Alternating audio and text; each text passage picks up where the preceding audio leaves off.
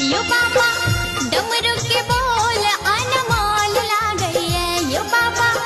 डमरू के बोल अनमोल लागई है, यो बाबा दर्शन ले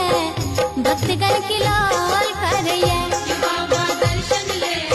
भक्तगण की लोल करैया। डमरू के बोल अनमोल लागई है, यो बाबा डमरू के बोल अनमोल लागई है, हे बाबा दर्शन ले